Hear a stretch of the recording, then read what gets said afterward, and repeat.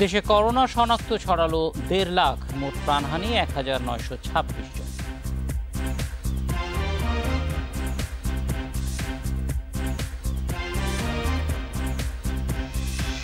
Corona পরীক্ষায় দেখা দিয়েছে কিট সংকট, ফি চাপানোয় ক্ষুব্ধ সাধারণ মানুষ।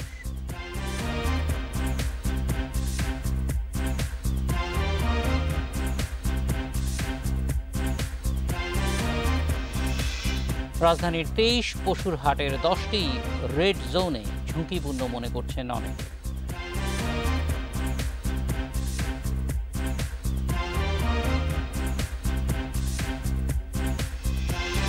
স্বাগত বিরতিহীন রাত ৯টায় বাংলাদেশে। শুনছিলেন শিরোনাম, এবার বিস্তারিত। দেশে করোনা শনাক্তের সংখ্যা ১.৫ লাখ ছাড়ালো। বৃহস্পতিবার দুপুরের আগ পর্যন্ত ২৪ ঘন্টায় নতুন করে আরও ৪,০১৯ জনের করোনা শনাক্ত হয়েছে, আর মারা গেছেন ৩৮ জন। এ নিয়ে মৃতের সংখ্যা ১,৯২৬ জন। দুপুরে নিয়মিত অনলাইন ব্রিফিংয়ে এসব তথ্য জানায় স্বাস্থ্য অধিদপ্তর। দেশে সবশেষ ১৪ দিনে শনাক্ত হয়েছে ৫০,০০০-এর বেশি করোনা রোগী। ১১৭তম দিনে আক্রান্তের সংখ্যা ছাড়ালো ১.৫ লাখ। ৮ মার্চ প্রথম কোভিড-১৯ শনাক্তের কথা জানায় স্বাস্থ্য অধিদপ্তর। এরপর ৮৭তম দিনে আক্রান্তের সংখ্যা ছাড়ায় ৫০,০০০। গত ১৮ জুন আক্রান্ত ছাড়ায় ১ লাখ। বৃহস্পতিবার দুপুরে নিয়মিত ব্রিফিংয়ে স্বাস্থ্য অধিদপ্তর জানায় ২৪ ঘন্টায় আরও ১৮,৩৬২ জনের নমুনা পরীক্ষায় ৪,০১৯ জনের করোনা শনাক্ত হয়েছে। এতে দেশে মোট শনাক্ত ১,৫৩,২৭৭ জন। এ পর্যন্ত পরীক্ষা বিবেচনায় শনাক্তের হার ১৯.১০%। বৃহস্পতিবার দুপুর পর্যন্ত ২৪ ঘন্টায় দেশে মারা গেছেন ৩৮ জন। এ নিয়ে মৃতের সংখ্যা ১,৯২৬ জন। শনাক্ত বিবেচনায় মৃত্যুর হার ১.২৬%। গত ২৪ ঘন্টা যারা মৃত্যুবরণ করেছেন ২১ থেকে ৩০ বছর ১ জন, ৩১ থেকে ৪০ ২ জন, ৪১ থেকে ৫০ ২ জন, ৫১ থেকে ৬০ ১৬ জন, ৬১ থেকে ৭০ ৮ জন, ৭১ থেকে ৮০ ৭ জন এবং ৮১ থেকে ৯০ বছরের মধ্যে ২ জন। বিভাগ ভিত্তিক গত ২৪ ঘন্টায় মৃত্যুবরণ করেছেন ঢাকা বিভাগে ১১ জন, চট্টগ্রাম বিভাগে ১২ জন, খুলনা বিভাগে ৫ জন, রাজশাহী ৫ জন, রংপুর ১ জন, সিলেট ২ জন এবং বরিশাল বিভাগের ২ জন। এ সময় দেশে সুস্থ হয়েছেন ৪,৩৩৪ জন। মোট সুস্থ ৬৬,৪৪২ জন। শনাক্ত বিবেচনায় সুস্থতার হার ৪৩.৩৫%। ব্রিফিংয়ে স্বাস্থ্য অধিদপ্তর করোনার উপসর্গ দেখা দিলে ১৪ দিন, উপসর্গ ভালো হলে আরও ১৪ দিন কোয়ারেন্টিনে থাকার পরামর্শ দেয়। যে কেউ কোভিড-১৯ পজিটিভ হলে তিনি ১৪ দিন অবশ্যই আইসোলেশনে থাকবেন এবং লক্ষণ উপসর্গ মুক্ত হলে, আমি আবার বলছি, লক্ষণ উপসর্গ মুক্ত হলে তিনি আরো ১৪ দিন কোয়ারেন্টাইন থেকে স্বাভাবিক কাজে ফিরবেন। এছাড়া সরকারি বেসরকারি হাসপাতাল, ডায়াগনস্টিক সেন্টারে সরকার নির্ধারিত ফিতে করোনা পরীক্ষা করানোর কথা জানায় স্বাস্থ্য অধিদপ্তর। নূরে জান্নাত, ইন্ডিপেন্ডেন্ট নিউজ। কিট সংকটে করোনা পরীক্ষার নির্ধারিত সংখ্যার নমুনা সংগ্রহ করতে পারছে না বেসরকারি সংগঠন ব্র্যাক। ঢাকাসহ দেশের ৫৪টি বুথে গত ২ সপ্তাহ ধরে অর্ধেক নমুনা সংগ্রহ করছে সংগঠনটি। কিট স্বল্পতার কারণে স্বাস্থ্য অধিদপ্তরের পরামর্শেই নমুনা সংগ্রহ কমিয়ে আনা হয়েছে বলে জানাচ্ছেন ব্র্যাক কর্মকর্তারা। তবে স্বাস্থ্য অধিদপ্তরের দাবি, ঠিকাদারের ভুল কয়েকদিন কিটে ঘাটতি থাকলেও এখন পর্যাপ্ত মজুদ আছে।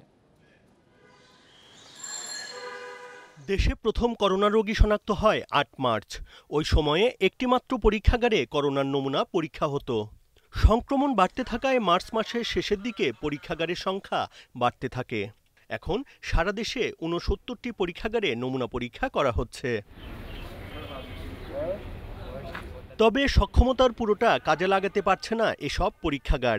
ঢাকাসহ সারা দেশে ৫৪টি বুথ আছে বেসরকারি সংস্থা ব্র্যাকের। প্রতিটি বুথ থেকে প্রতিদিন ৩০ জনের নমুনা নেওয়া হতো, কিন্তু কিট স্বল্পতায় এখন নেওয়া হয় ১৫টি করে। এই গত সপ্তাহ করেছিলাম ১৫টা, এখন করছি 20টা করে। টেস্ট কিটের সংকট ছিল একটা, সেটা এখন আবার বাড়ছে। তো বলা হয়েছে যে নেক্সট উইক থেকে হোপফুলি এটা আমরা আরো বাড়বে, তখন আমরা হয়তো 30টাই নিতে পারবো। জনস্বাস্থ্য বিশেষজ্ঞদের পরামর্শে স্বাস্থ্য অধিদপ্তরের পক্ষ থেকে প্রতিদিন ৩০,০০০ করে নমুনা পরীক্ষার লক্ষ্যমাত্রা নির্ধারণ করা হয়, যদিও প্রতিদিন ১৭-১৮ হাজারের বেশি পরীক্ষা করা সম্ভব হয়নি। এরই মধ্যে ঢাকায়ও নমুনা পরীক্ষা কমেছে। আসতে পারতেছে না নানান জটিলতার কারণে। এটা এখন ডিজিটাল তো অনেক চেষ্টা করে যাচ্ছে, আমরাও কালকে কথা বলে আসছি, বাট আসলে সাথে সাথে আমাদের দেওয়া হবে এটা আমরা জানি, পেলেই দিয়ে দিবে। এখন কি কারণে পাচ্ছে না সেটা অবশ্য আমরা জানি না। সাময়িক ২-৩ দিনের জন্য অল্প কিছু টেস্ট কম হয়েও থাকে, আমাদের আগামীতে কিটের সমস্যা হবে না। এখন অনেককে ওয়ার্ক অর্ডার দেওয়া হয়েছে আমাদের সারা দেশে, এবং আমাদের স্টোর মিলায় 1 লাখের উপরে কিট এখন আমাদের হাতে আছে। করোনা সংক্রমণ মোকাবেলায় গঠন করা বিভিন্ন কমিটির সুপারিশ ছিল বুথ ও নমুনা সংগ্রহ বাড়ানোর, কিন্তু কিট ও পরীক্ষাগার স্বল্পতায় তা এখন চ্যালেঞ্জ মনে করছেন বিশেষজ্ঞরা। Buddhadeb Kundu, independent news, Dhaka. সরকারিভাবে করোনার নমুনা পরীক্ষার ফি নির্ধারণ করায় ক্ষোভ প্রকাশ করেছে পরীক্ষা করতে আসা সাধারণ মানুষ। যদিও কর্তৃপক্ষ বলছে ফি নির্ধারণের পর এখন আর কেউ বারবার পরীক্ষা করাতে আসবে না। আর অপ্রয়োজনীয় পরীক্ষা সম্পর্কিত সরকারের বক্তব্য প্রত্যাখ্যান করে বিশ্লেষকরা বলছেন, লক্ষণ দেখা দিলে বা ভয়ের কারণেই কেবল মানুষ হাসপাতালে এবং পরীক্ষার বুথে ভিড় করছে। দেশে করোনা সংক্রমণের শুরুতে স্বাস্থ্য অধিদপ্তর দাবি করে, ধনী বা গরিব যেই কোভিড-19 আক্রান্ত হবেন তার যাবতীয় দায়িত্ব নেবে সরকার। বিনা খরচে করোনা পরীক্ষা করা হবে বলেও জানানো হয়। মাত্র 4 মাসের মাথায় পাল্টে যায় দৃশ্যপট। বিনামূল্যে করোনা পরীক্ষার অবস্থান থেকে সরে আসে সরকার। নমুনা সংগ্রহের জন্য নির্ধারণ করা হয় ফি। নতুন এই সিদ্ধান্তে ক্ষুব্ধ পরীক্ষা করতে আসা সাধারণ মানুষ। গতকালকের থেকে নাকি টাকা লাগতেছে 200 টাকা করে। গতকালকে আমি আসছি 7টা বাজে, আসে আমি সিরিয়াল পাই নাই। গতকালকে আসছিলাম 9:30 এসেও আমি সিরিয়াল পাইনি, আর আজকে আমি 5:30 এসেও 41 নম্বর সিরিয়ালে। দিনমজুর যারা খায়, খেটে খায় মানুষ, তারা এই 200 টাকা তাদের জন্য অনেক কষ্টসাধ্য। আমরা স্যাম্পল দিয়ে গেছি আগে, কিন্তু স্যাম্পল অনুযায়ী আমাদের রিপোর্টটা আসতেছে না। এখানে দিছে নোটিশে যে 500 টাকা নিয়ে বাসা থেকে স্যাম্পল এনে দিব, কিন্তু এখানে নিশ্চয়তা পাচ্ছি না যে কার সাথে যোগাযোগ করে আমি স্যাম্পলটা দিব। এই অবস্থানের পক্ষে ব্যাখ্যাও দাঁড় করিয়েছে স্বাস্থ্য অধিদপ্তর। বলছে, অপ্রয়োজনীয় পরীক্ষা এড়ানো সহ উন্নত ব্যবস্থাপনা নিশ্চিত করতে এই ফি নির্ধারণ করা হয়েছে। অনেকে আছেন আসলে অপ্রয়োজনীয়ভাবে টেস্টটা করছেন, যাদের দরকার নেই। আসলে যাদের বেশি দরকার, যারা ভুক্তভোগী, তাদেরকে আসলে প্রায়োরিটি দিয়ে করা উচিত। তাতে কিন্তু আমাদের সংক্রমণটা অনেকটাই কমবে।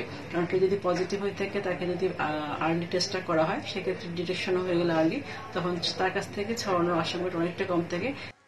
জনস্বাস্থ্য বিশেষজ্ঞরা জানিয়েছেন, বিশ্বজুড়ে মহামারীর বিরুদ্ধে এ লড়াইয়ে সব দেশে বিনামূল্যে তাদের জনগণের জন্য সরকারিভাবে করোনা পরীক্ষা সেবা চালু রেখেছে।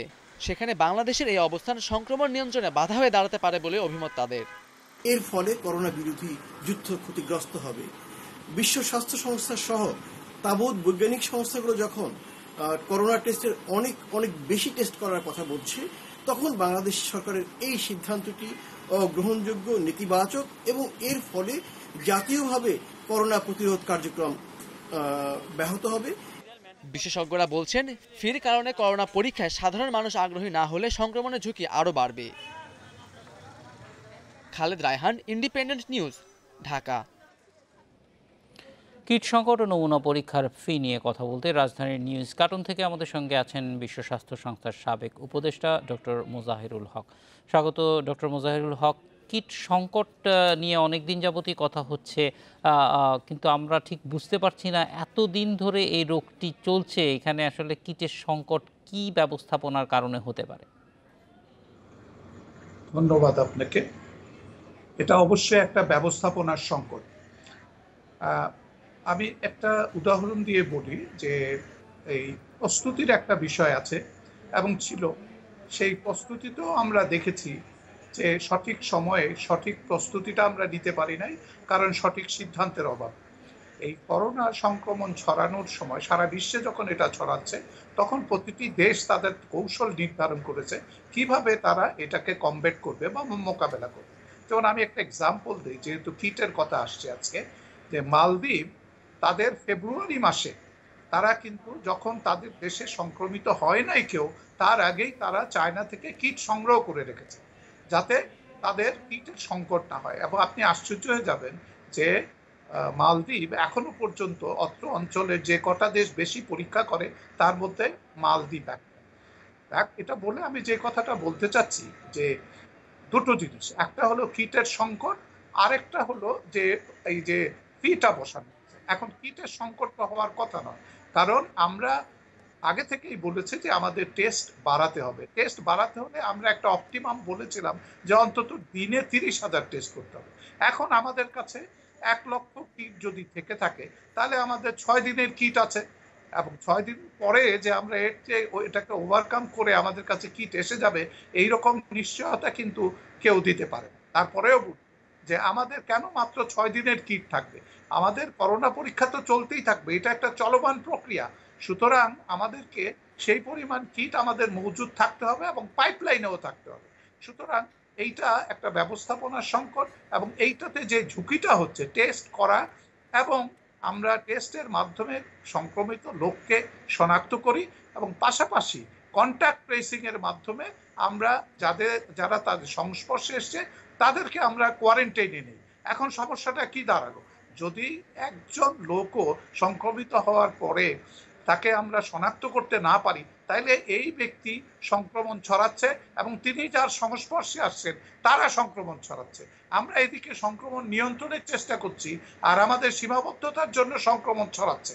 তাহলে আলটিমেটলি আমরা সংক্রমণ দমানোতে বা কমানোতে তো একটা ব্যর্থতার পরিচয় দিচ্ছি। ডক্টর মোজাহের, আমরা গতকালকেও যে খবর পেয়েছি যে 11 লক্ষ কিটের জন্য একটা ওয়ার্ক অর্ডার দেওয়া হয়েছিল এবং সেখান থেকে শুধু একটি কোম্পানির 3.5 লক্ষ কিট নেওয়া হয়েছে। বাকি কোম্পানিরা অভিযোগ করেছে যে তাদের কিট নেওয়া হয়নি। আমরা এটা ঠিক বুঝে উঠতে পারি না যে কিট নেওয়ার ক্ষেত্রে কিট নিয়ে আসার পরে তারপরে এটার মান পরীক্ষা করা হবে, নাকি আসলে প্রথমে যে কিটের যারা এই ক্রয় প্রক্রিয়ায় অংশ নেবে তাদের আসলে মান উত্তীর্ণ হলেই তারা অংশ নিতে পারবে, সেরকমই অন্যান্য সব ধরনের ক্রয়ে দেখি। এইটাতে ব্যতিক্রম হওয়ার কি কারণ থাকতে পারে? এটা তো ব্যতিক্রম হওয়ার কোনো কারণই নাই। এটাতে ব্যতিক্রম কেন হলো সেইটাও কিন্তু এখন খুঁজে দেখা উচিত। কিন্তু আমার কাছে যেটা প্রশ্ন সেটা হলো, আমাদের তো একটা ট্রেডিং কর্পোরেশন অফ বাংলাদেশ বলে সরকারি একটা প্রতিষ্ঠানও আছে।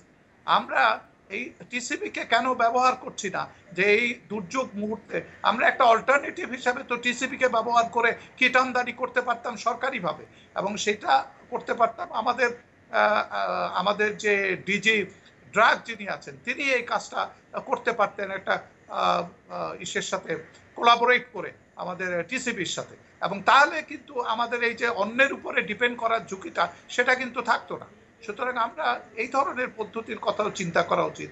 পাশাপাশি আমাদেরকে ভাবতে হবে যে এই যে 11টা কোম্পানির কথা আপনি বললেন, এবং 11টা কোম্পানির ভিতরে তাদের যারা সত্যিকারভাবে যারা সক্ষম তাদেরকে আমরা আইডেন্টিফাই করে ঠিক লোককে এটা কন্ট্যাক্টটা দিতে পেরেছে কিনা, এটাও একটা বিষয়। জনাব মোজাহের, অবশ্য মানে সেটা নিয়ে আমরা খুব বিস্তারিত জানি না, কিন্তু কোনো কোনো কোম্পানির নাম দেখেই মনে হয় যে তারা ঠিক এই ধরনের কাজের সঙ্গে সংশ্লিষ্ট না।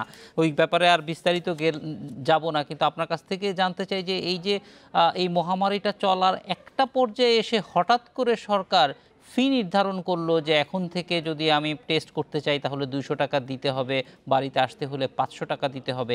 মানে সব মিলিয়ে আমরা দেখছি যে একটা পিসমিল বেসিসে সিদ্ধান্ত নেওয়া হচ্ছে। একটা 3 মাস 4 মাস 117তম দিনে বা 15তম দিনে এসে যদি ফি নির্ধারণ করা হয় তাহলে এটা বোঝা যায় যে এক ধরনের সমন্বয়হীনতা এবং সিদ্ধান্তহীনতার প্রকাশ।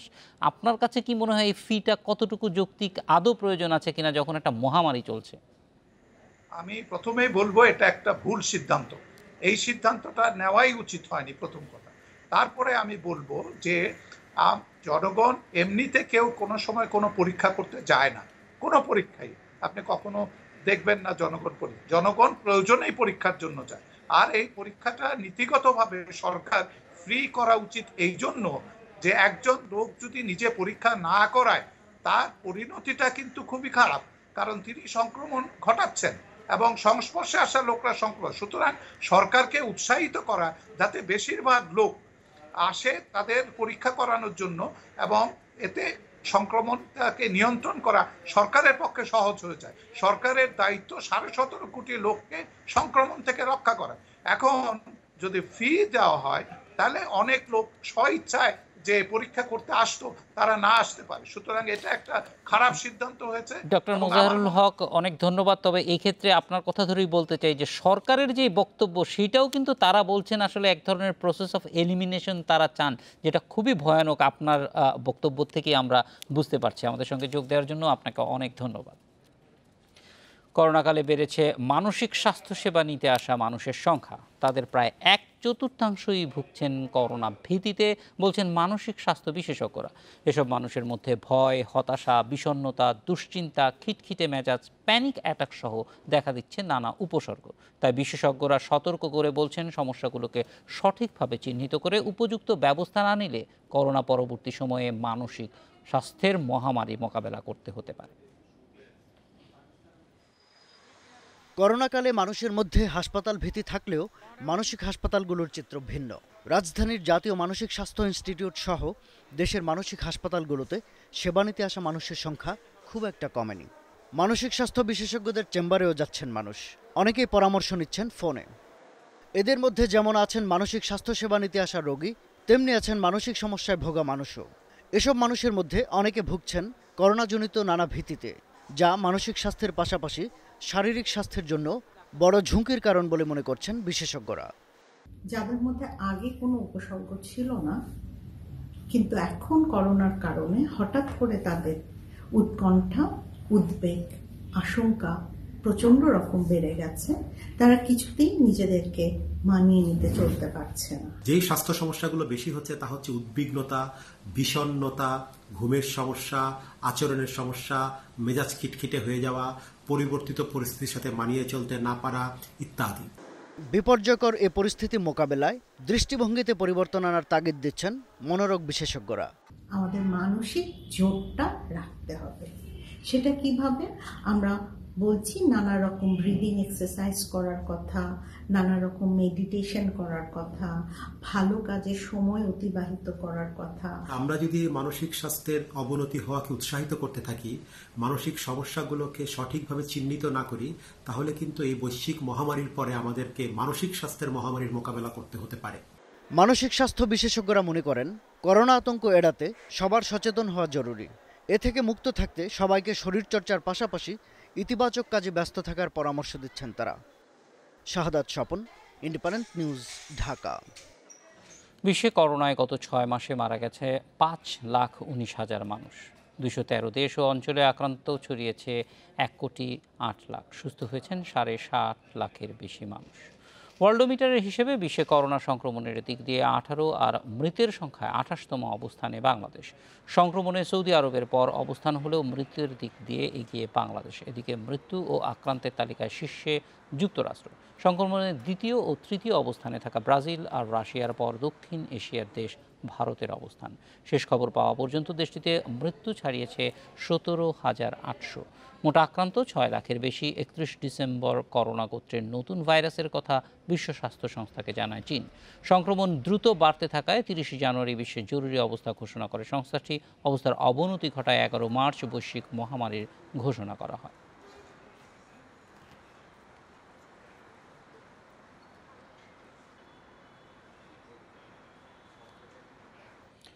দক্ষিণ এশিয়ায় করোনা সংক্রমণ ও মৃত্যুতে শীর্ষে ভারত। 4.5 মাসে দেশটিতে আক্রান্ত ছাড়িয়েছে 6,07,000। মারা গেছে 17,800-র বেশি মানুষ। সেখানকার করোনা পরিস্থিতি নিয়ে জানাতে পশ্চিমবঙ্গ থেকে যোগ দিচ্ছেন সহকর্মী জয়দীপ সরকার।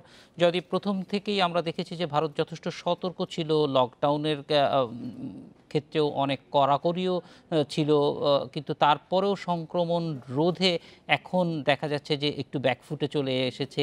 মূলত কি কারণে, কোন কোন কারণে ভারতে সংক্রমণ বাড়ছে? আপনাকে প্রথমেই জানাই যে 130 কোটি মানুষের দেশ ভারতবর্ষে। আজকে পর্যন্ত যে হিসেব, তাতে 91 লক্ষ মানুষের এই কোভিড-19 পরীক্ষা করা গেছে। অর্থাৎ বলা চলে শতাংশের হিসেবে ভারতবর্ষে পরীক্ষা করার যে কাজ, সে কাজটা কিন্তু অনেকটাই পিছিয়ে আছে। মূল জায়গায় আমরা অনেকটা পিছিয়ে আছি এখানে, যেটা দেখতে পাচ্ছি। দ্বিতীয়ত বিষয় যে আমাদের দেশে যেটা রাজনৈতিক বিতর্ক বরাবরই থাকে, সেই বিতর্ক এই লকডাউনের সময় থেকেই ছিল যে এটা আনপ্ল্যান্ড লকডাউন চলছে। অর্থাৎ লকডাউন এমন সময় করা হলো যখন দেশে মাত্র 28 থেকে 32 জনের মধ্যে সংক্রমণ ধরা পড়েছে, এমন একটা অবস্থা। সেই সময় সংক্রামিত যে মূল এলাকাগুলো, অর্থাৎ গুজরাট, মধ্যপ্রদেশ, দিল্লি, এইসব জায়গায় বাইরে থেকে কাজ করতে আসা শ্রমিক যারা অস্থায়ীভাবে বিভিন্ন জায়গায় আছেন, যাদের মধ্যে দিয়ে সংক্রমণ বেশি ছড়িয়ে যাওয়ার সম্ভাবনা, তাদেরকে কিন্তু নিজের দেশ বা রাজ্যে ফেরত পাঠানোর কোনো সেই সময় প্রক্রিয়াই নেয়নি সরকার। তারা সেখানে ছিলেন, তারা সংক্রামিত হয়েছেন পরবর্তীকালে, এবং আনলক 1-এর সময়, অর্থাৎ তাদের যখন ছেড়ে দেওয়া হচ্ছে, সেই সব মানুষরা কার্যত সেই সব ভাইরাস নিয়ে এসে বিভিন্ন রাজ্যে তাদের নিজ নিজ জায়গায় চলে আসছে, সেখানে তাদের পরীক্ষা করা হচ্ছে এবং তাদের মাধ্যমেও যে অনেকে সংক্রামিত হচ্ছে তা বলার অপেক্ষা রাখে না। এইভাবে যে অপরিকল্পিত লকডাউন, তার একটা জের আমরা দেখতে পাচ্ছি।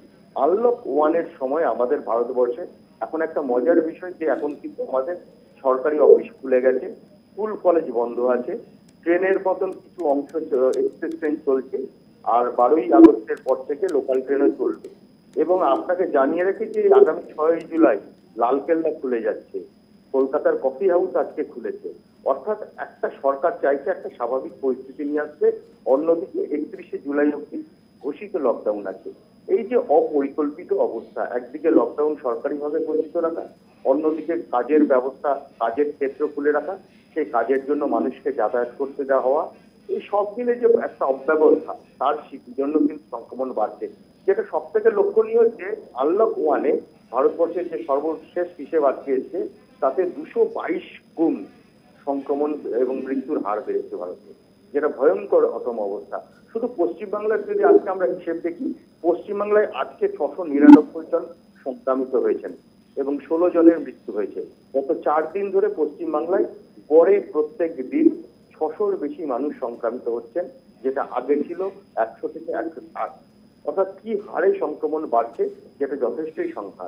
এইখানে দাঁড়িয়ে যে পরিমাণ মানুষকে পরীক্ষা করা দরকার এবং বিভিন্ন এলাকাকে জোন ভিত্তিক ঘিরে ধরে সেখানে যেভাবে নির্দিষ্ট হবে, অর্থাৎ যেটা মাঝে শুরু হয়েছিল রেড, গ্রিন এবং অরেঞ্জ জোন করে বিভিন্ন এলাকা মানুষকে সুরক্ষিত বলয়ে গুড়ে সেই এলাকায় কিরুনি তল্লাশি করে ক্রমাগত মানুষকে বোঝানো এবং তাদেরকে প্রতিষেধক দেওয়া, চিকিৎসার ব্যবস্থা করা, গণ সচেতনতার কাজ করা, এই সব কাজগুলো যেটা করার প্রয়োজন, সেখানে কিন্তু বিরাট ভাগ দেখা গেছে। সরকার বলছে রেশন দেবে, কিন্তু সেই রেশনের ক্ষেত্রেও নানা রকমের প্রশ্ন উঠছে, কারণ এই মুহূর্তে দরকার করছে মানুষের হাতে কাজ। জয়দীপ সরকার, অনেক ধন্যবাদ আমাদের সঙ্গে যোগ দেওয়ার জন্য। 15 ফেব্রুয়ারি প্রথম করোনা শনাক্ত হয় যুক্তরাষ্ট্রে। 24 ঘন্টায় রেকর্ড সংখ্যক 51,000-এর বেশি রোগীর শরীরে মিলেছে ভাইরাসের সন্ধান। যদিও গত কয়েকদিনে কমে এসেছে মৃত্যুর সংখ্যা, নতুন 676 জন সহ মোট মৃত্যু 1,30,000-এর বেশি। সেখান থেকে করোনা পরিস্থিতি নিয়ে জানাতে মিজৌরি থেকে যোগ দিচ্ছেন প্রবাসী বাংলাদেশি আলাউল্লাহ শেখ। আলাউল্লাহ, প্রথমেই জানতে চাই যে সারা আমেরিকায় যারা বাংলাদেশি আছেন বা বাংলাদেশি বংশোদ্ভূত, তারা করোনায় কতটুকু এফেক্টেড হয়েছেন? আসলে আমার কাছে সঠিক তথ্যটা নাই যে বাংলাদেশি কতজন এ পর্যন্ত করোনাতে এফেক্টেড হয়েছে। ইন জেনারেল আপনি যদি চিন্তা করেন, সেক্ষেত্রে ইউএসএ তে অন্যান্য দেশের তুলনায় এখন করোনার পরিস্থিতি বেশি খারাপ।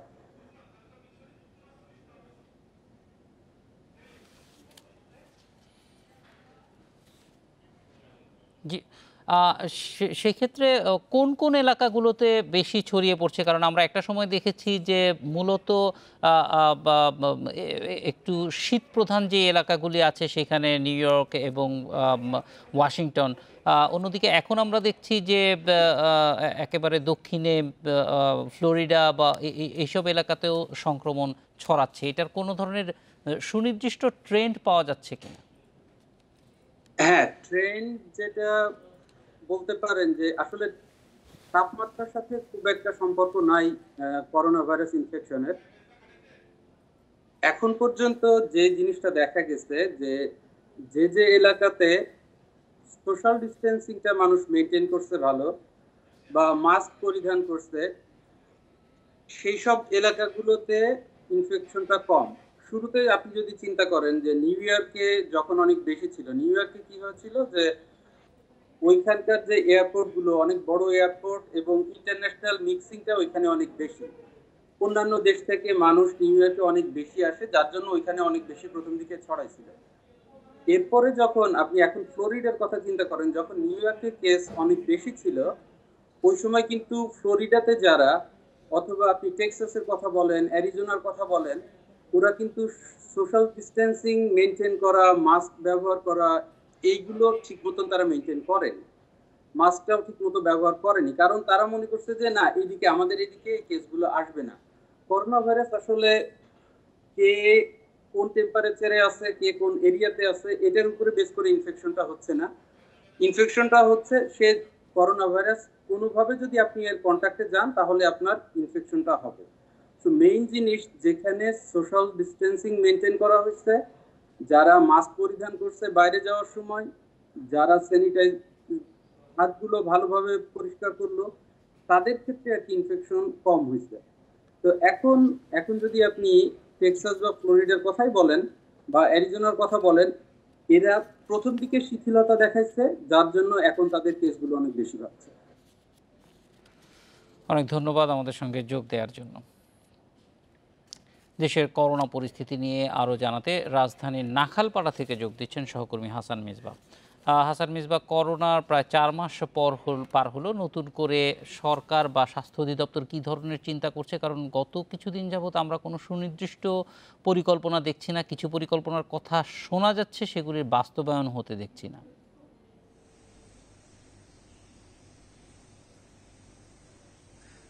দেখুন, এই করোনা পরিস্থিতি অর্থাৎ করোনা যখন এসেছে বাংলাদেশে কিংবা তার আগে থেকে এখন পর্যন্ত এই করোনা মোকাবেলার ক্ষেত্রে সব থেকে বড় যেটি সংকট দেখা গেছে বাংলাদেশে, সেটা হলো যে সমন্বয়ের খানিকটা ঘাটতি। এই সমন্বয়ের ঘাটতির কারণেই আমরা দেখছি যে এখন এসে 70টি হাসপাতালে সেন্ট্রাল অক্সিজেন লাইন বসানো হচ্ছে। আর শুরু থেকে আমরা শুধু আইডিসি এর পরীক্ষা করা হয়েছে, অন্যান্য ল্যাবগুলোতে বাড়ানো হয়নি। অর্থাৎ যখন পরিস্থিতি একেবারে নাজুক হয়ে গেছে কিংবা বলা চলে যে দেয়ালে পিঠ থেকে গেছে, তখন আসলে সিদ্ধান্তগুলো শেষ মুহূর্তে এসে নেওয়া হচ্ছে। কিন্তু এটি বাংলাদেশের জন্য বহির্বিশ্বে কেমন হচ্ছে সেই শিক্ষা কিন্তু বাংলাদেশের সামনে ছিল।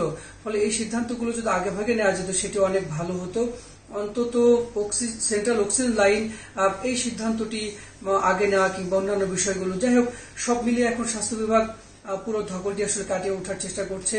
যদিও হাসপাতালগুলোতে সেবার মান নিয়ে এখনো বিস্তর অভিযোগ, সেগুলো মোকাবেলার চেষ্টা করা হচ্ছে।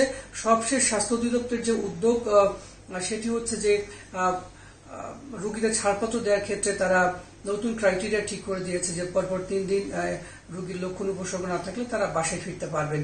এবং নতুন আরেকটি উদ্যোগ সেটি হচ্ছে যে বাংলাদেশ অ্যান্টিবডি এবং অ্যান্টিজেন টেস্টের দিকে এগিয়ে যাচ্ছে। এটি যেহেতু গণস্বাস্থ্যের অ্যান্টিবডি অ্যান্টিজেন সফলতার মুখ দেখেনি, ফলে বাংলাদেশের সামনে যে রাস্তাটি খোলা সেটি হলো যে অবশ্যই আমদানি করে সেই চাহিদা মেটাতে হবে। এবং আগামী 2-1 দিনের মধ্যে হয়তো স্বাস্থ্য অধিদপ্তর তারা নীতিমালা প্রকাশ করবে। তখন বাংলাদেশে অ্যান্টিবডি এবং অ্যান্টিজেন টেস্ট শুরু হবে। তখন এই টেস্ট নিয়ে যে ক্রাইসিস আছে সেটি হয়তো খানিকটা কেটে যাবে। অল্প সময়ের মধ্যে অনেক ধন্যবাদ আমাদের সঙ্গে যোগ দেওয়ার জন্য। ঝুঁকির মাঝেও মাঠে ফিরতে শুরু করেছে খেলাধুলা। ফুটবল তো পুরোদমে চলছে, ক্রিকেটও শুরুর অপেক্ষায়। ইংল্যান্ড ওয়েস্ট ইন্ডিজ টেস্ট শুরু হবে আগামী সপ্তাহে। আন্তর্জাতিকের পাশাপাশি ঘরোয়া ক্রিকেটের পরিকল্পনাও সাজাচ্ছে বিভিন্ন দেশ, সেখানে বাংলাদেশ পিছিয়ে পড়ছে। করোনার মাঝে সবকিছুই যখন চলছে, তখন খেলাধুলাও শুরু করা যায় কিনা ভেবে দেখার পরামর্শ মিলেছে। 2 দলে ভাগ হয়ে টি-20 ম্যাচ খেলেছে আফগানিস্তান ক্রিকেট দল। ক্রিকেট ফেরানোর কাজে ভালোই এগিয়ে গেছে সর্বকনিষ্ঠ টেস্ট সদস্য।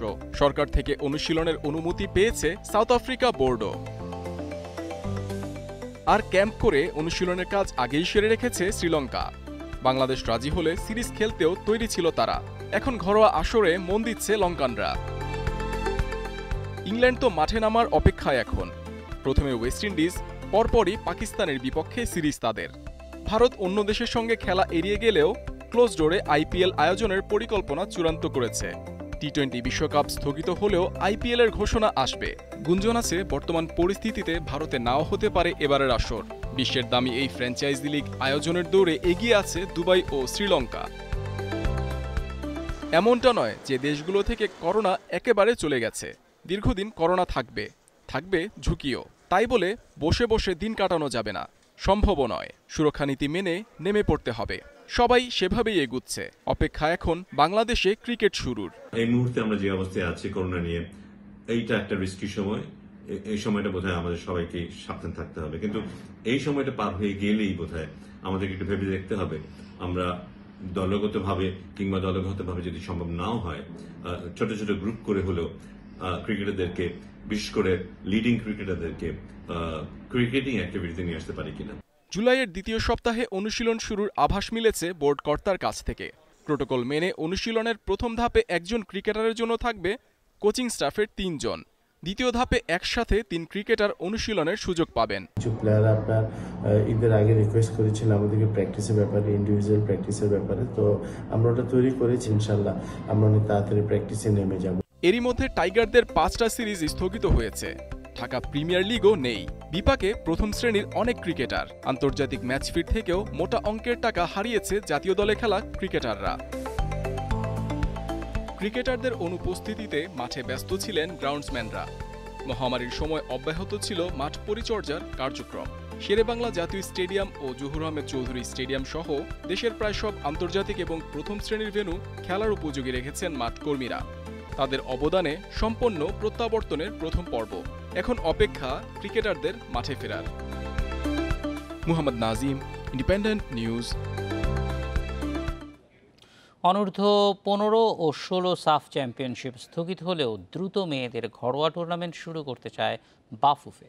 ফিটনেসের পাশাপাশি করণীয় ঠিক করতে একটি কর্মসূচিও হাতে নেওয়া হয়েছে। নিয়মতান্ত্রিক অনুশীলন আর খেলা মাঠে ফেরার অপেক্ষায় নারী দলের হেড কোচ গোলাম রব্বানী ছোটন। দীর্ঘ 7 বছর পর মেয়েদের ফুটবল লিগ শুরু হয়ে করোনা থাবায় বন্ধ হয়। 2013 পর এই প্রথম লিগ মাঠে গড়ায়। জেগে ওঠা ঘরোয়া নারী ফুটবল করোনা থাবা থেকে বেরোনোর প্রহর গুনছে। ছেলেদের লিগ বাফুফে শেষ করে দিলেও অক্টোবর কিংবা নভেম্বরে নারী লিগ পুনরায় শুরুর পরিকল্পনা নারী উইংয়ের। আপাতত মাঠের খেলার চেয়ে গুরুত্বপূর্ণ নারী খেলোয়াড়দের ফিটনেস ইস্যু। তাই তো টেকনিক্যাল ও শারীরিক ফিটনেস বজায় রাখতে নারী দলের জন্য মেক ইট কাউন্ট নামে একটি কর্মসূচি গ্রহণ করেছে বাফুফে, যার দায়িত্ব পালন করবে জাতীয় নারী ফুটবল দলের কোচ গোলাম রব্বানী ছোটন। আমি মনে করি মেক ইট কাউন্টের মাধ্যমে প্লেয়ারদের ফিটনেস লেভেলটা আমি মনে করি অনেক ভালো হবে, কারণ কোচের মাধ্যমে ট্রেনিং শিডিউলটা দেওয়া হচ্ছে। কোচরা প্রতিদিন ট্রেনিং শিডিউল মনিটরিং করতেছে এবং মেয়েরাও ট্রেনিং শিডিউল অনুযায়ী তারা প্রতিদিন কি কাজ করতেছে সেটা তারা কোচদেরকে জানাচ্ছে। কিভাবে কাজ করবে মেক ইট কাউন্ট, কিভাবে খোঁজখবর রাখা হবে খেলোয়াড়দের, ব্যাখ্যা করলেন হেড কোচ। এখানে খেলোয়াড়দেরকে 3টা ভাগে বিভক্ত করে 4 জন কোচ প্রত্যেকদিন তাদের অনুশীলন, খাওয়া, ঘুমানো, তাদের মানসিক অবস্থা সব খোঁজ খবর রাখবে এবং খেলোয়াড়রাও তাদের মতামত জানাবে কোচদেরকে এবং তাদের প্রতিদিনের যে তাদের ট্রেনিং করেছে, তারা কি খেয়েছে, সব কিছুই তারা তাদের পেজ, আমাদের যে মহিলা ফুটবল হোয়াটসঅ্যাপ পেজ আছে সেখানে তারা শেয়ার করবে। এছাড়া সাফ অনূর্ধ্ব 15 ও 16 টুর্নামেন্ট বাতিল হলেও দ্রুত বয়সভিত্তিক দল মাঠে ফেরানোর চেষ্টা বাফুফের। Kamrul Hasnat, independent news, Dhaka. শিরোপা নিশ্চিতের আমেজ নিয়েই ম্যান সিটির আতিথ্য নেবে লিভারপুল। ইতিহাদে মিলবে গার্ড অফ অনার। ইপিএলের শ্রেষ্ঠত্ব হারানো সিটিজেনরা মর্যাদার লড়াইয়ে জিততে চায়। বিপরীতে ব্যবধান বাড়িয়ে নিতে ছাড় দেবে না ক্লপের দল। ম্যাচ শুরু রাত 1:15টায়। এদিকে লা লিগায় রাত 2টায় নামবে টেবিল টপার রিয়াল মাদ্রিদ। টানা 6ষ্ঠ জয়ের মিশনে তাদের বাধা গেতাফে। স্বপ্নের ট্রফি ধরা দিয়েছে 30 বছর পর। 7 ম্যাচ হাতে রেখে ইপিএল চ্যাম্পিয়ন লিভারপুল। ট্রেনিং সেশনে তাই ভিন্ন আবহ। ম্যান সিটি পরীক্ষার আগে ক্লপের দল আছে ফুরফুরে মেজাজে। ইতিহাদে মিলবে গার্ড অফ অনার। অলরেডসের সামনে রেকর্ড পয়েন্টের হাতছানি। সিটিকে তাদের মাঠে হারানো হবে বিশেষ কিছু। সিটি এখন পর্যন্ত লিগের সেরা দল। তারা দারুণ ফুটবল খেলেছে। হ্যাঁ, এটা ঠিক, তাদের চেয়ে পয়েন্টে আমরা অনেক এগিয়ে। অবশ্য ব্যবধান আরও বাড়িয়ে নিতে চাই। চেলসির কাছে হেরে আগেভাগেই শিরোপা লিভারপুলকে পাইয়ে দিয়েছে ম্যান সিটি। চ্যাম্পিয়নদের হারাতে পারলে ক্ষতে কিছুটা প্রলেপ দেয়া যাবে। গার্দিওলার দল এখন মর্যাদা রক্ষায় ব্যস্ত। ক্লপের দল যেভাবে খেলে সেটা বিশ্ব ফুটবলের জন্যই ভালো। ইতিবাচক মানসিকতা, গোলের জন্য খেলার চেষ্টা করা বড় উদাহরণ তৈরি করেছে। মুখোমুখিতে তারা জিততে চাইবে। আমাদেরও একই লক্ষ্য থাকবে। লা লিগায় বার্সার সঙ্গে ব্যবধান 4 পয়েন্টে নেওয়ার সুযোগ রিয়ালের। হোম ম্যাচে বিশ্রামে থাকছেন হ্যাজার্ড। নিষেধাজ্ঞা কাটিয়ে ফিরছেন মডরিচ ও মেন্ডি। ফিট ভাস্কেজ আর জোভিচকে পাওয়া যাচ্ছে। তাতে স্বস্তি থাকলেও নির্ভর হওয়ার সুযোগ নেই। গেল 4 ম্যাচে অপরাজিত গেতাফেকে নিয়ে সতর্ক জিদান। এখনো আমরা কিছু জিতিনি, আরো 6 ম্যাচ আছে, মানে 18 পয়েন্ট। শিরোপা নিশ্চিত না হওয়া পর্যন্ত এভাবেই এগোতে হবে। প্রতিদ্বন্দ্বীও সেভাবেই ভাবছে। অতি আত্মবিশ্বাসী হওয়ার কিছু নেই। গেতাফে টেবিলের 5-এ আছে। রিয়ালের বিপক্ষে অঘটন তাদের চ্যাম্পিয়ন্স লিগ স্পটের লড়াইয়ে এগিয়ে দিতে পারে। Farzana Yasmin, independent news. Corona ভাইরাসের ভ্যাকসিন আবিষ্কারের দাবি করেছে বাংলাদেশি প্রতিষ্ঠান গ্লোব বায়োটেক লিমিটেড। রাজধানীর তেজগাঁওয়ে নিজ কার্যালয়ের সংবাদ সম্মেলনে এই দাবি করে প্রতিষ্ঠানটি। জানানো হয়, ভ্যাকসিনটি প্রথম ধাপে কয়েকটি প্রাণীর উপর প্রয়োগ করে সফলতা মিলেছে। এখন মানব শরীরে ক্লিনিক্যাল ট্রায়াল করা হবে। এজন্য 6 থেকে 8 সপ্তাহ সময় লাগবে। সেজন্য যথাযথ কর্তৃপক্ষের কাছে অনুমতি চাওয়া হবে। করোনা ভাইরাসের ভ্যাকসিনের কার্যকারিতা পরীক্ষার জন্য সরকারের সর্বাত্মক সহযোগিতা কামনা করেছে গ্লোব বায়োটেক প্রতিষ্ঠানটি। মানুষের বডিতে ফুস করার উপযোগী করতে হলে আমাকে আরও 6 থেকে 7 মাস কাজ করতে হবে। আমি যখন এখান থেকে ক্লিয়ারেন্স পাবো সরকার থেকে, আমি প্রোডাকশন শুরু করতে পারবো। বিএনপির সংসদ সদস্যরা বাজেট প্রত্যাখ্যানের নামে বাজেটের কপি ছিঁড়ে সংসদের অবমাননা করেছে বলে মন্তব্য করেছেন সড়ক পরিবহন ও সেতুমন্ত্রী ওবায়দুল কাদের। সরকারি বাসভবনের ব্রিফিংয়ে তিনি বলেন, করোনা মহামারীর সময় দায়িত্বশীল আচরণ করেনি বিএনপি। ওবায়দুল কাদের বলেন, সংসদে যেন বাজেট পাস না হয় সেটাই চেয়েছিল দলটি। করোনা সংকটে যেখানে অনেক দেশ ঠিকমতো বাজেট দিতে ব্যর্থ হয়েছে, সেখানে বাজেটে স্বাস্থ্য খাতকে গুরুত্ব দিয়েছে সরকার। করোনা মোকাবেলায় 10,000 কোটি টাকার থোক বরাদ্দের পাশাপাশি নতুন অর্থবছরে স্বাস্থ্য খাতে 29,000 কোটি টাকার বরাদ্দের তথ্য তুলে ধরেন তিনি। বলেন, সরকারের যথাযথ পদক্ষেপের কারণেই অন্যান্য দেশের তুলনায় বাংলাদেশে করোনা মৃত্যুর হার কম। বিএনপি দলীয় সংসদ সদস্যগণ এই বাজেট প্রত্যাখ্যান করার নামে সংসদ ভবনের সামনে মহান সংসদ কর্তৃক অনুমোদিত বাজেটের কপি ছিঁড়ে ফেলেন। এটি মহান সংসদের প্রতি চরম অবমাননা। এটি তাদের শপথ ভঙ্গেরও শামিল। আমরা এর তীব্র নিন্দা জানাচ্ছি।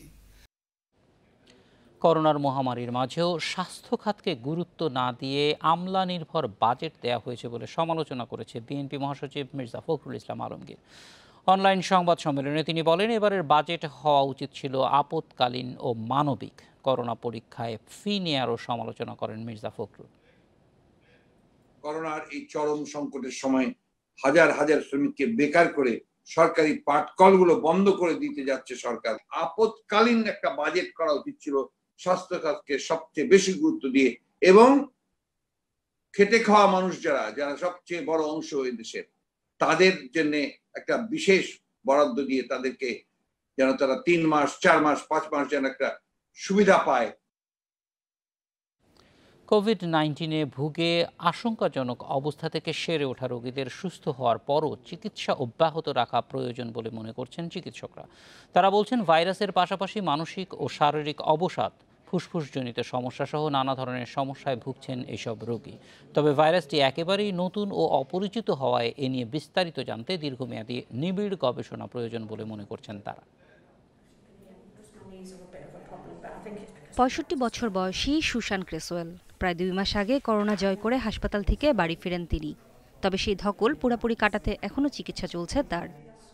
করোনা আক্রান্ত হওয়ার পর শারীরিক অবস্থার দ্রুত অবনতি হলে কোমাতে চলে যান তিনি। সেখান থেকে ফিরে করোনামুক্ত হলেও শ্বাসকষ্ট ও মানসিক রোগে ভুগছেন ক্রেসওয়েল।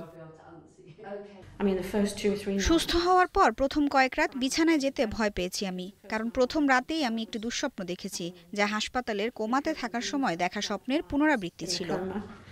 করোনা থেকে সুস্থ হওয়া 153 জন মানুষকে নিয়ে করা একটি গবেষণা প্রকাশ করেছে ল্যান্সেট মেডিকেল জার্নাল। সেখানে গবেষকরা জানান, করোনা আক্রান্ত 1/3 রোগী শারীরিক সমস্যার পাশাপাশি মস্তিষ্কের তীব্র যন্ত্রণা ও স্মৃতিভ্রষ্টের মতো মানসিক রোগে ভুগছেন।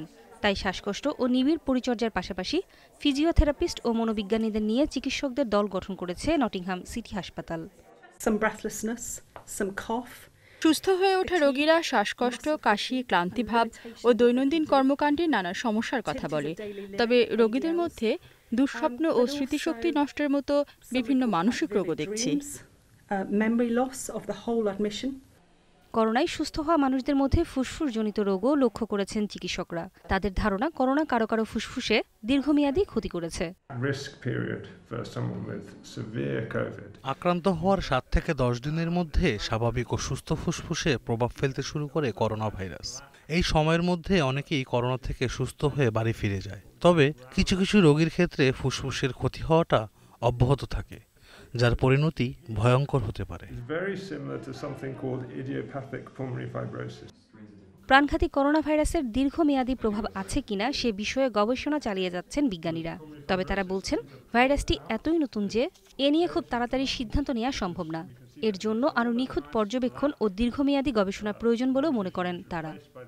নূরে জান্নাত, ইন্ডিপেন্ডেন্ট নিউজ। ভারতে প্রতিদিনই রেকর্ড করছে করোনায় সংক্রমণ ও মৃতের সংখ্যা। এমন পরিস্থিতিতে স্বাস্থ্যবিধি না মেনে বিহারে বিয়ের অনুষ্ঠান থেকে সংক্রমিত হয়েছে শতাধিক অতিথি। রাজস্থানেও আরেক বিয়ের আয়োজনে অংশ নিয়ে কোয়ারেন্টিনে আছেন অর্ধশতাধিক। ভারতে আনলকের পরেও জারি সামাজিক দূরত্বের নিয়ম, তবে তা মানছেন না অনেকেই। আর তার ফল কত মর্মান্তিক হতে পারে তার প্রমাণ মিলল বিহারে। বিয়ের জন্য গুরুগ্রাম থেকে পাটনার বাড়িতে এসেছিলেন প্রকৌশলী পাত্র। 15 জুন করোনার উপসর্গ নিয়েই হয় বিয়ে। দুদিন পরেই কোভিডে প্রাণ হারান 26 বছরের ওই যুবক। কনের পরিবার জানিয়েছে বরের অসুস্থতার কথা কিছুই জানতেন না তারা। এর 2 সপ্তাহ পর জানা যায় করোনা আক্রান্ত হয়েছেন 111 জন আমন্ত্রিত অতিথি।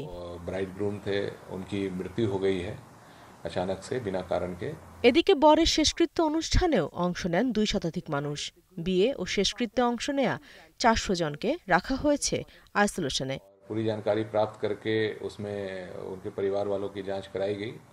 13 জুন একই রকম ঘটনা ঘটেছে রাজস্থানেও। বিয়েতে 50 জন অতিথির অনুমতি থাকলেও অংশ নেন হাজারেরও বেশি মানুষ। করোনায় আক্রান্ত হন বর কনে সহ 16 জন। কোয়ারেন্টিনে আছেন অর্ধশতাধিক। সরকারি নির্দেশনা না মানায় বরপক্ষকে 6 লাখ রুপির বেশি জরিমানা করেছে প্রশাসন। মামলার পাশাপাশি আক্রান্ত ও কোয়ারেন্টিনে থাকাদের দিতে হবে ক্ষতিপূরণ। Nusrat Serin, Independent news.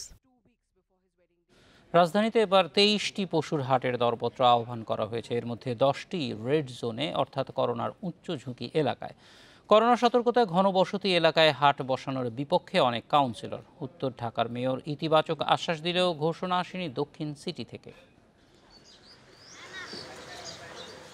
রাজধানীর উত্তর সিটির তেজগাঁও পলিটেকনিক ইনস্টিটিউট মাঠ। প্রতি বছরের মতো এবারও এই মাঠে পশুর হাটের দরপত্র আহ্বান করেছে ঢাকা উত্তর সিটি কর্পোরেশন। বর্তমানে এ এলাকায় করোনা আক্রান্ত 340 জন। 1.5 মাস আগেও যে সংখ্যা ছিল 98 জন। আরেকটি পশুর হাট বসছে দক্ষিণ সিটির শাহজাহানপুর রেলওয়ে কলোনি মাঠে। 1.5 মাসে এখানে রোগী বেড়েছে 50 জন। ঢাকা উত্তরের মোহাম্মদপুর, উত্তরা, মিরপুর, আফতাবনগরে বেশি করোনা রোগী থাকা সত্ত্বেও হাট ইজারা দেওয়া হচ্ছে। অন্যদিকে দক্ষিণের লালবাগ, হাজারীবাগ, কমলাপুর, যাত্রাবাড়ি, খিলগয়ে বসছে পশুর হাট। অনেক কাউন্সিলর মনে করছেন করোনার এই পরিস্থিতিতে পশুর হাট বসানো ঝুঁকিপূর্ণ। সারা ঢাকা শহর অনেক জায়গা থেকে লোকজন আসবে। এখন এখানে রাস্তা থাকবে কয়েকটা হাটে ঢোকার, কয়েকটা বেরোনোর।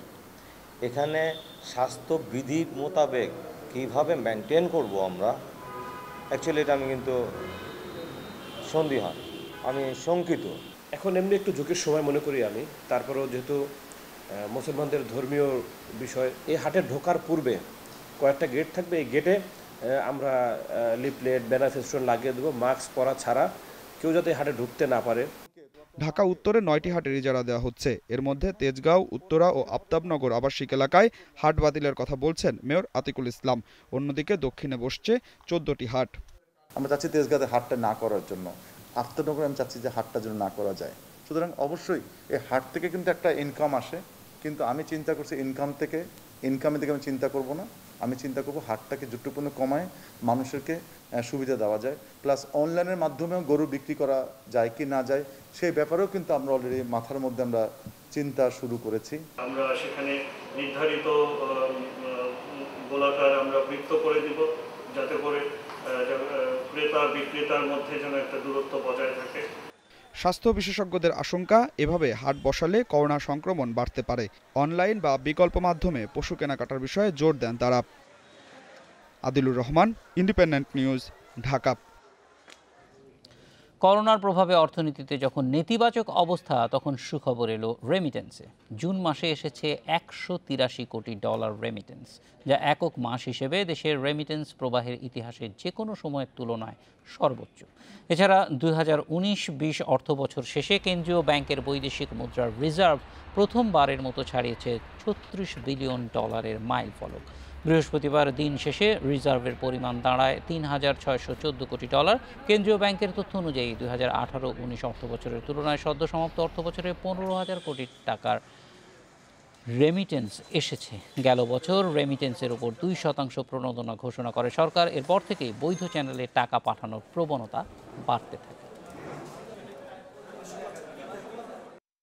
জুনে যেটা আসছে, তাই না, এটা তো আপনার হলো কি যে এই প্রণোদনাটা তো গভর্নমেন্টের কাজ করেছে ভালো। আর একটা হলো যে এই মানে বাংলাদেশ ব্যাংকের নীতি সহায়তা কিছু আছে, বেশ কিছু নীতি সহায়তা সার্কুলার জারি করেছে, এটা একটা আছে এই কোভিড বিরাজমান পরিস্থিতিতে। মার্চ, এপ্রিল, মে করোনার কারণে বোধহয় এই 3 মাসে রেমিটেন্স কমে আসছে। জুনে আবার সেটা বেড়ে গেছে এবং জুনে বাড়ার ফলে আমরা 18 বিলিয়ন পার হতে পেরেছি।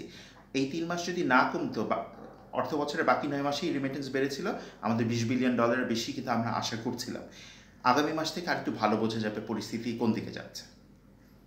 উত্তরাঞ্চলের নদ নদীর পানি কমলেও ভোগান্তি কমছে না শিগগিরই। আগামী 3-4 দিনের মধ্যে আরেক দফায় বন্যা দেখা দিতে পারে বলে জানিয়েছে বগুড়া পানি উন্নয়ন বোর্ড। এদিকে মধ্যাঞ্চলের নদ নদীর পানি বাড়ছে, কোথাও কোথাও দেখা দিয়েছে নদী ভাঙন। দুর্গত অঞ্চলে দেখা দিয়েছে খাদ্য ও বিশুদ্ধ পানির সংকট। এখনও প্রশাসন থেকে কোনো সহায়তা পায়নি দুর্গতরা। সিরাজগঞ্জ পয়েন্টে কমতে শুরু করেছে যমুনার পানি, তবে প্রবল স্রোতে গাজীপুর উপজেলার বীর শুভগাছা গ্রামে ভেঙে গেছে বেলি ব্রিজ। সদর উপজেলার সিমলা স্পার বাঁধে দেখা দিয়েছে ধস। পানিবন্দী 35টি ইউনিয়নের লক্ষাধিক মানুষ। বগুড়ার সারিয়াকান্দি পয়েন্টেও কমছে যমুনার পানি, তবে এখনও পানিবন্দী হাজারো মানুষ। দুর্গত এলাকায় দেখা দিয়েছে খাদ্য ও বিশুদ্ধ পানির সংকট। ভাতের কষ্ট, পানির কষ্ট, সব দিক দিয়ে কষ্ট, এটা পায়খানার কষ্ট। কষ্ট চলা না, এখন কাম কাজ চলা না, কিছু না, সেই কষ্ট। বন্যা পরিস্থিতি আরো অবনতি ঘটে এবং যদি এরকম হয় যে আমরা সাফিসিয়েন্ট পরিমাণে টিউবওয়েল এবং ল্যাট্রিন টিউবওয়েল দিতে যদি আমাদের সময় লাগে, অন্তর্বর্তীকালীন সময়ের জন্য আমরা এই পানি বিশুদ্ধকরণ ট্যাবলেট আছে। পানি কমেছে গাইবান্ধা ও কুড়িগ্রামে, তবে তীব্র হচ্ছে নদী ভাঙন। চরাঞ্চলে হাজার হাজার ঘরবাড়ি এখনও তলিয়ে আছে পানিতে। লালমনিরহাটে তিস্তার পানি কমে বন্যা পরিস্থিতির উন্নতি হয়েছে, তবে জলাবদ্ধতা ও নদী ভাঙন রয়েছে কিছু এলাকায়। নদী এসে আমাদের ঘর বাড়ি জমা জমিন সব ভেঙে গেছে। এখন আমরা যে থাকবো কই, সেটার কোনো আশ্রয় আমরা পাইতেছি না। এখন আমরা কই যাই, মানুষের কাছে দাঁড়ে দাঁড়ে ঘুরতেছি, তাও আমরা জায়গা পাইতেছি না। তালিকা অনুযায়ী সরকারের বরাদ্দ পৌঁছে দিছি। আজকে আমরা সকালে তালিকা প্রেরণ করছি। আশা করছি যাদের বাড়ি এখান থেকে সরাইতে হয়েছে তাদেরকে আর্থিকভাবে আমরা সহযোগিতা করতে পারবো। এই ব্যাপারে আমাকে জেলা প্রশাসক মহোদয় সকালে আশ্বস্ত করেছে। উত্তর পূর্বাঞ্চলেও কমছে নদ নদীর পানি। নেত্রকোনায়, কলমাকান্দা, বারহাট্টা ও দুর্গাপুরে প্লাবিত গ্রাম থেকে নেমে যাচ্ছে পানি। এদিকে পানি বাড়ছে মধ্যাঞ্চলে। রাজবাড়ির দৌলতদিয়া পয়েন্ট ও ফরিদপুরের গোয়ালন্দ পয়েন্টে 3 দিন ধরে পদ্মার পানি বিপদসীমার ওপরে বইছে। প্লাবিত নিম্নাঞ্চলের প্রায় 100 গ্রাম। শরীয়তপুরের সুরেশ্বরে তীব্র স্রোত থাকায় শুরু হয়েছে ভাঙন। জিওব্যাগ ডাম্পিংয়ের কাজ শুরু করেছে পানি উন্নয়ন বোর্ড। খাদিজাতুল কোবরা, ইন্ডিপেন্ডেন্ট নিউজ ডেস্ক। এই ছিল বিরতিহীন রাত 9টায় বাংলাদেশে।